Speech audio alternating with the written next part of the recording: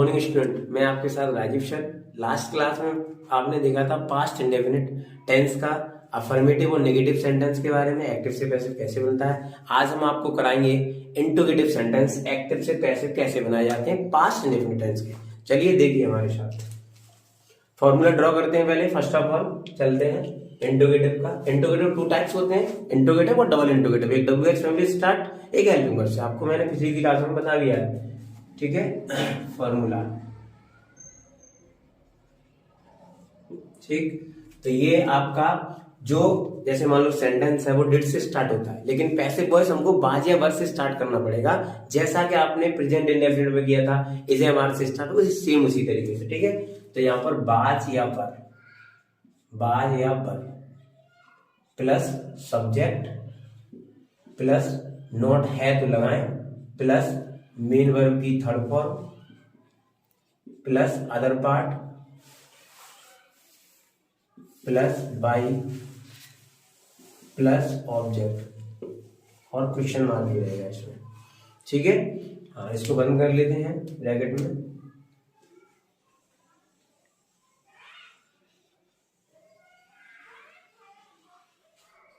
ठीक है, एग्जाम्पल देखते हैं।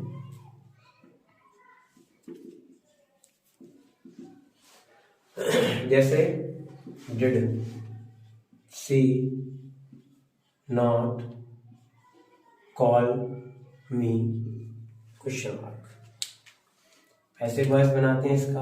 अब देखो यहाँ पर डिड लगा हुआ है, ये आपका है सब्जेक्ट और इसका ये हो गया आपकी मेन वर्ब और इसका ऑब्जेक्ट हो गया मी, ठीक है। तो मी हमारा सब्जेक्ट बनेगा, मी के हिसाब से हमको बाज या वर्ब लगाना पड़ेगा, ठीक है। तो यहाँ पर क्योंकि इंट्रोगेटिव जब हेल्पिंग वर्ब पहले तो पैसिव वॉइस में भी पहले, हेल्पिंग वर्ब यहाँ पहले है तो पैसिव वॉइस में भी पहले लगेगी। तो देखो यहाँ पर मी है, उसके हिसाब से यहाँ पर लगा लेते हैं वॉज। मी को सब्जेक्ट रूप में बदलिए, क्या आएगा आई। नॉट लगा है तो नॉट लगा दीजिए, वॉज आई नॉट कॉल। अब वही बात आ गई फिर से कि बी प्लस क्रिया की थर्ड फॉर्म, तो थर्ड फॉर्म तो बनती है, तो कॉल की थर्ड फॉर्म हो जाएगी कॉल्ड।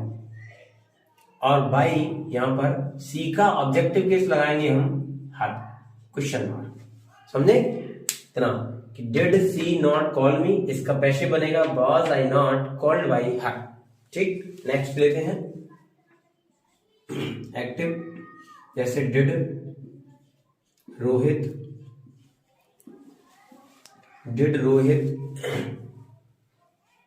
टीच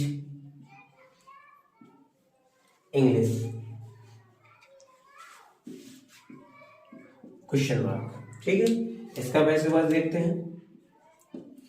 अब यहां पर टीच का जो ऑब्जेक्ट है वो हमारा इंग्लिश है, रोहित सब्जेक्ट है, तो टीच ये ट्रांसटिव वर्ब हो गई, इसका ऑब्जेक्ट ये हो गया, ऑब्जेक्ट को सब्जेक्ट बनाएंगे तो इंग्लिश को आगे लाएंगे, और इंग्लिश हमारा सिंगुलर है इसलिए हम इसके प्रयोग करेंगे इसके लिए helping verb was, was English,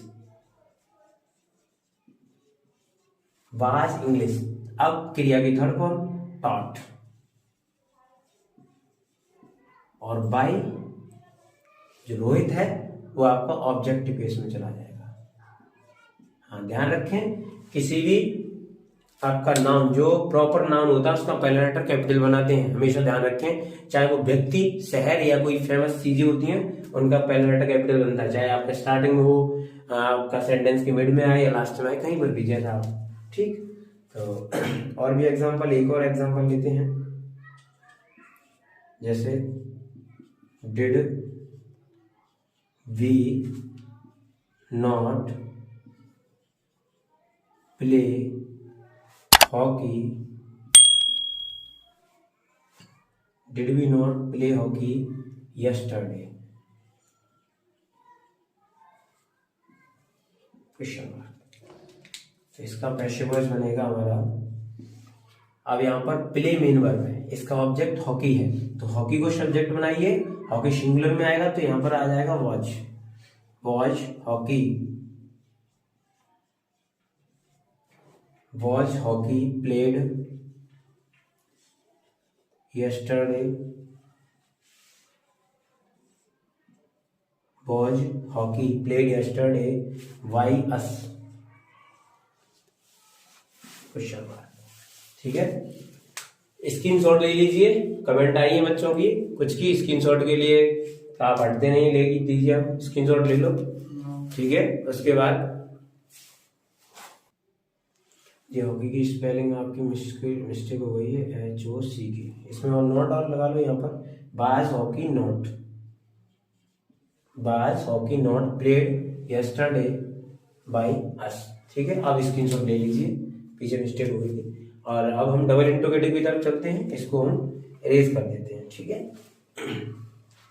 ये तो देखिए double interrogative sentence,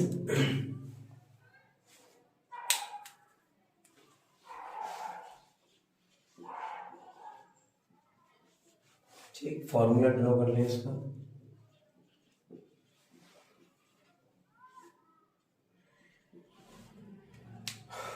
present indefinite का मैंने कराया था, तब आपको बताया था, इसमें question mark, sorry question word start करते हैं इसको, क्वेश्चन वर्ड प्लस, इसके बाद सेम जो भी करके गए थे आप इंटरोगेटिव वैसे ही, ठीक है। क्वेश्चन वर्ड प्लस वॉज या verb plus subject plus not है तो लगाएंगे, प्लस मेन वर्ब की third form plus other part plus by plus object question mark, ठीक है। अब हम इसको बंद कर लें, देखते हैं एक बार,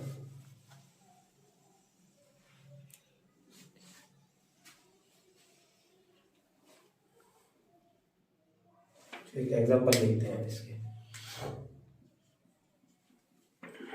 जैसे why did Shivang not punish the boys,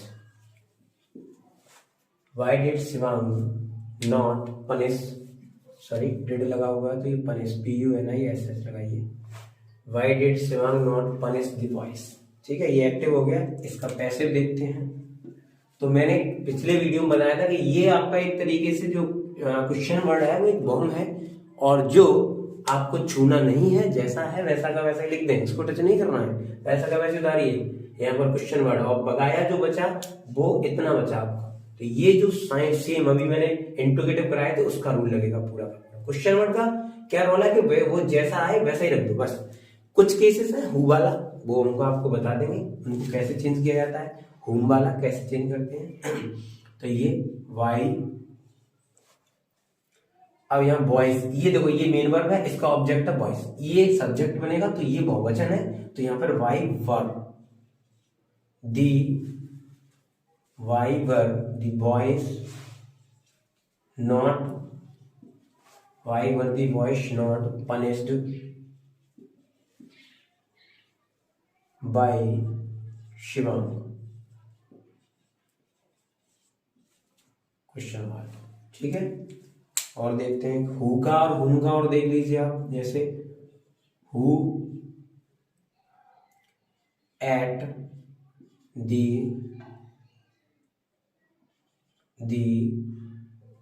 banana daily, question mark.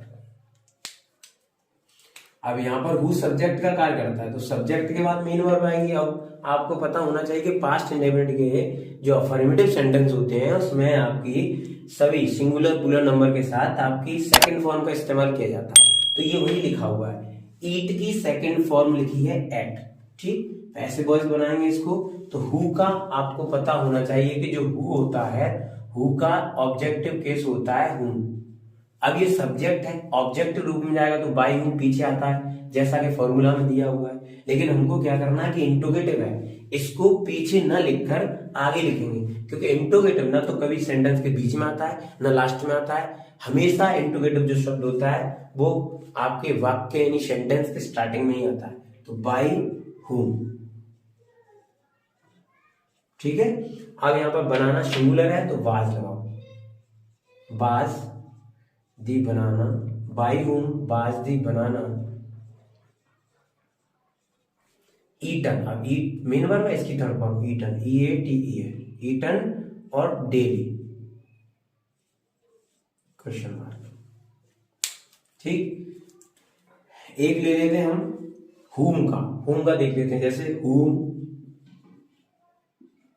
did you teach, whom did you teach, तुम किसे पढ़ाते थे। अब देखो मैंने अभी जैसा कि बताया ये आपका सब्जेक्टिव केस है और ये इसका ऑब्जेक्टिव केस है। तो whom दिया है, ये सब्जेक्ट जाकर बनेगा, तो इसको भी हम पीछे नहीं लिख सकते हैं, इसको हम आगे लिखेंगे। ठीक है, तो who ये बनेगा who was taught, who was taught by you। ये ध्यान रखना, इन सेंटेंसों में बच्चे बहुत ज्यादा गलतियां करते हैं और ये सेंटेंस आपके लिए बहुत ही ज्यादा इंपोर्टेंट कह सकते हो। एग्जाम में सबसे ज्यादा ये सेंटेंस फंसते हैं जिनको बच्चे आते हुए भी गलत करके आते हैं। तो इसको गलत नहीं करना है, समझ लेना है कि हु और हुम में दिक्कत क्या है, कि ये सब्जेक्टिव केस है और ये ऑब्जेक्टिव केस है। ऑब्जेक्ट को सब्जेक्ट बनाएंगे तो हु हो जाएगा, सब्जेक्ट को ऑब्जेक्ट बनाएंगे हुम हो जाएगा। तो ये सब्जेक्ट आगे आ गया, इसी के हिसाब से हमने हेल्पिंग वर्ब लगा दी, फिर मेन वर्ब भी थर्ड में लगा दी, वाई लगाकर यू लगा दिया, क्योंकि इंट्रोगेटिव है इसलिए आपका क्वेश्चन मार्क भी लगा दिए। ठीक है, तो ये दे रखा है आपका पास्ट इंडेफिनिट टेंस का डबल इंट्रोगेटिव सेंटेंस और ये बिंदास तरीके से आपको समझाया गया वीडियो में। हाँ, आज के लिए इतना ही। तो पढ़ते रहिए, बढ़ते रहिए और देखते रहिए मेरे साथ। धन्यवाद, जय हिंद।